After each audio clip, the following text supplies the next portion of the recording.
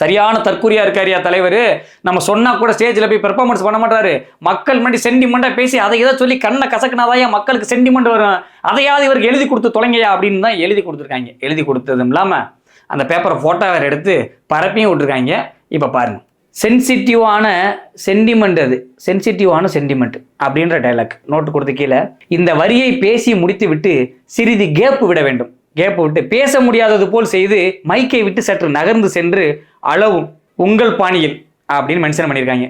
சென்சிட்டிவான சென்டிமெண்ட், அது சென்சிட்டிவான சென்டிமெண்ட்.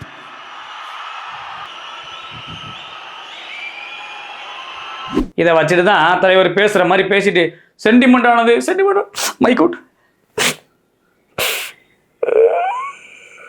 சார். ஓகே ஆக்ஷன் இப்போ கரெக்டாக இருக்கும், பண்ணலாம் சார் அப்படின்னா. எல்லாமே ஸ்கிரிப்ட், அத்தனையும் நடிப்பாளதா அப்படி சொல்ல மாதிரி அத்தனையும் நடிப்பு தான். இம்மி பேசகாம நடிப்பு, சூப்பர் நடிப்பு. நம்ம நடிப்பை லைவாக பார்த்துருக்கோம் ஷூட்டிங் ஸ்பாட்ஸ்லேயே. நம்ம நிறைய பேர் பார்த்துருக்க மாட்டீங்க விஜய் அவர்கள் படம் எடுக்கிற ஷூட்டிங் ஸ்பாட்ஸில். இதில் நீங்கள் இந்த பார்த்துக்கலாம். இனி வரப்போகிற ஷூட்டிங் ஸ்பாட்ஸ்லையும் நீங்கள் பார்த்துக்கலாம். அதையும் இதே ஸ்கிரிப்ட் தான். அடுத்து மறுபடியும் மைக் வந்ததும் கண் கலங்கி சாரி சொல்லிவிட்டு எமோஷனலாக பேச தொடங்கும். அப்படி வந்து சாரி,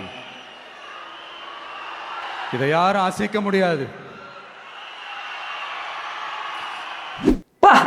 மனுஷன் நடிகண்டா, நீ நடிகண்டா, நீ நடிப்பு திறமை உள்ள ஆள்ற. என்ன நடிப்பு பிச்சு பின்னி எடுத்துட்டாயா மனுஷன். என் தலைவன் தான், அடிச்சுக்க ஆளே கிடையாது.